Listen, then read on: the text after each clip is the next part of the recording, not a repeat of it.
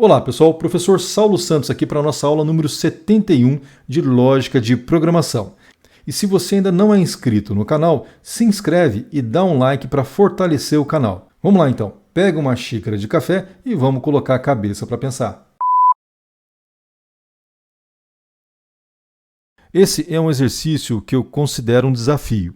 O objetivo aqui é somar os 30 primeiros elementos da seguinte série: 1 sobre fatorial de 2 menos 2 sobre fatorial de 3, somado com 3 fatorial de 4 mais 4 fatorial de 5, subtraído de 5 sobre fatorial de 6 menos 6 sobre fatorial de 7, somado com 7 sobre fatorial de 8 mais 8 sobre fatorial de 9 mais 9 sobre fatorial de 10, subtraído agora de 10 sobre fatorial de 11 sobre fatorial de 12 e de 12 sobre fatorial de 13.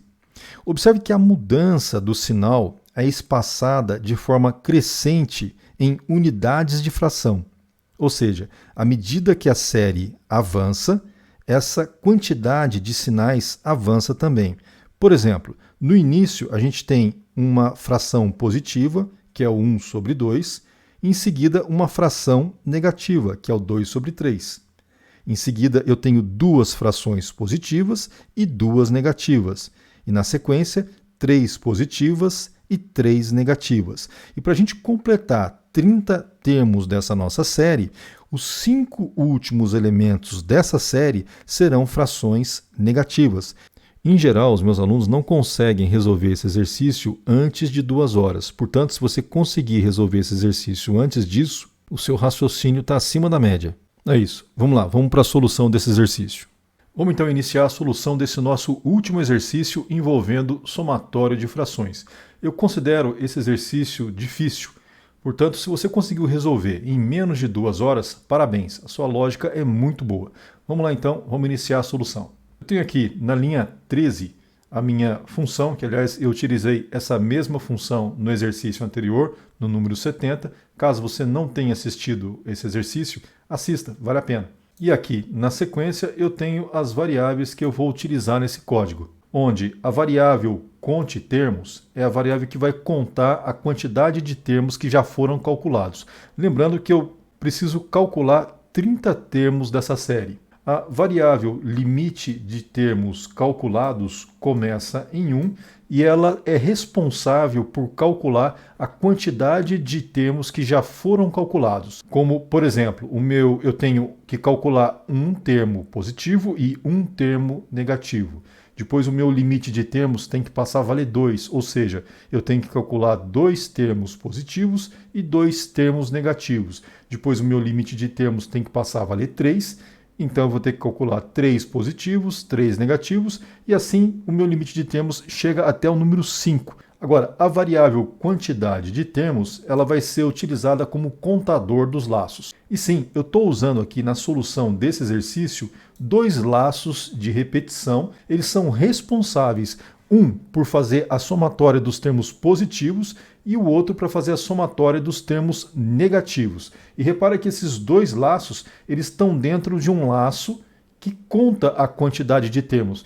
Vamos analisar aqui rapidamente a diferença entre esses 2 laços internos. Repara que a única diferença dos dois está aqui no símbolo de soma e aqui no símbolo de subtração. Então eu vou fazer o seguinte, eu vou minimizar aqui o laço da linha 41 e a gente vai analisar somente o laço da linha 33. Olha só, o meu for aqui, o meu primeiro for, ele vai executar apenas uma única vez. Ele calcula aqui o numerador sobre o denominador. Em seguida, eu imprimo esses valores, tanto do numerador quanto do denominador. Em seguida, o que meu laço faz? Ele vai incrementar a variável numerador e vai incrementar a variável denominador em uma unidade, para atualizar os valores do próximo termo que vai ser calculado, ou seja, 2 dividido por fatorial de 3. Repara também que aqui na linha 38 eu incremento a quantidade de termos que foi calculada. Essa variável conte termos, ela começa em 0, Então significa que nesse momento ela está valendo 1, dizendo que um termo foi calculado. Como esse meu laço for, ele executa apenas uma única vez, pois a quantidade de termos foi incrementada em uma unidade, e nesse momento o meu critério de parada do laço for é interrompido. Se ele é interrompido, o que vai acontecer? Ele passa e executa agora o laço da linha 41. E nesse laço da linha 41 vai repetir o mesmo processo, só que agora as variáveis numerador e denominador valem 2 e 3.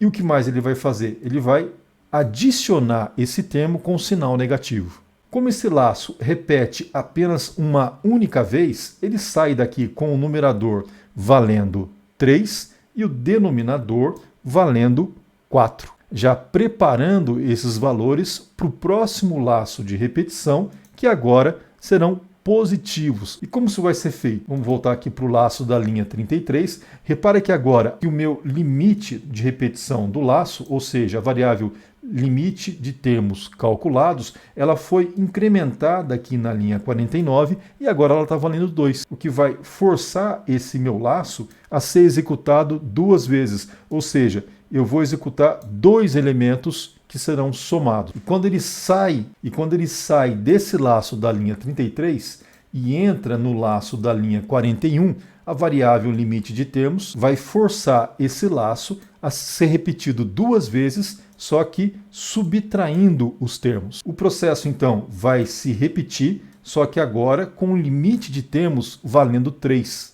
Então, quando ele retorna para a linha 33, ele repete esse laço agora 3 vezes. E em seguida, esse laço de baixo também por 3 vezes. Executando esses 2 laços por 3 vezes, limite de termos passa a valer 4. Ele volta para a linha 33, executa o laço 4 vezes, volta para a linha 41, executa o laço também 4 vezes, depois limite de termos passa a valer 5, ele volta para a linha 33, executando esse laço 5 vezes. Só lembrando o seguinte, que essa variável conte termos, ela está sendo incrementada de uma em uma unidade cada vez que um termo é calculado. Vai chegar então um momento que quando ele estiver executando 5 vezes esse laço da linha 41, essa variável conte termos vai estar sendo alimentada também de uma em uma unidade e vai chegar ao número 30, que é o limite de execução do meu laço externo. Nisso, o que vai acontecer? O meu laço externo deixa de ser executado e eu apresento aqui a finalização do código. Então, vamos analisar o resultado para verificar isso?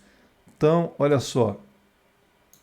Eu coloquei aqui, mandei imprimir aqui o símbolo positivo e o símbolo negativo para que a gente pudesse analisar os elementos que estão sendo somados. Essa alternância de valor positivo e negativo. Então, veja só. O primeiro termo da série é o número 1 sobre 2. Está aqui, ó, 1 sobre 2. O segundo termo da série vai ser a subtração do 2 sobre 6. 2 sobre 6. O terceiro e o quarto elementos da série são elementos positivos. Então vai ser o 3 e o 4 sobre o fatorial, que vai dar 24, e o outro fatorial, que vai dar 120. Né? 3 sobre 24, 4 sobre 120. Na sequência, 2 negativos, o 5 sobre 720 e o 6 sobre 5.040. E assim ele faz a sequência de todos os 30 elementos da série e mostra o resultado 0.3171, como a gente pode comparar novamente com a imagem. Agora, uma coisa que eu queria apresentar para vocês é o seguinte: quando você tiver laços de repetição que tem elementos aqui que estão sendo incrementados, a gente pode transportar esses elementos que estão sendo incrementados para dentro do nosso laço de repetição, reduzindo aqui a quantidade de código. Então, vamos fazer isso? Olha só. Vamos ver que o resultado não vai mudar e fica mais interessante a solução desse nosso exercício. Vírgula. Vou copiar agora esse para cá. Vírgula. E vou copiar esse para cá. Vírgula. Vou arrancar essas 3 linhas daqui de baixo. reduzir isso aqui e vou copiar agora esse for para cá, para a linha agora que está na linha 38.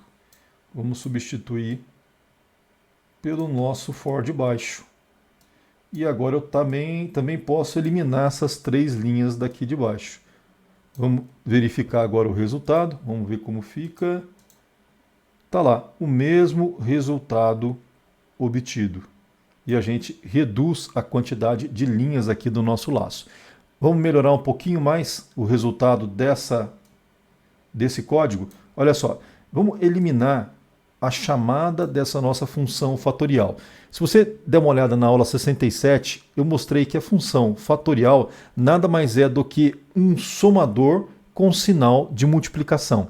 Então imagina que eu tenho aqui um somador que soma de uma em uma unidade. Imagina que eu tenho lá soma, recebe, soma mais 1. Depois soma, recebe, soma mais 2. Depois soma, recebe, soma mais 3. Imagina que vou substituir esse sinal de soma por um sinal de multiplicação. Então seria, por exemplo, multiplicação recebe multiplicação vezes 1.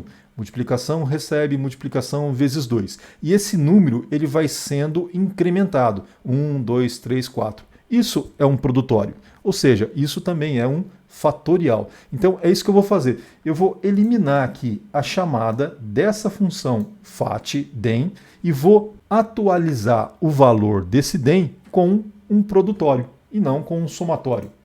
E agora o que eu preciso fazer aqui é atualizar o meu denominador. Deixa eu apagar aqui embaixo também. E eu vou atualizar o meu denominador da seguinte maneira, criando um produtório, porque o meu fatorial nada mais é do que um produtório. Então, conte recebe conte vezes termos. E agora, lembrando o seguinte, o meu primeiro denominador calculado deu 2. E para eu preparar o meu próximo denominador, eu tenho que ter o número 6, porque o fatorial de 3 é 6. E o que acontece aqui? Eu tenho que a minha variável conte, ela foi incrementada e agora ela está valendo 1.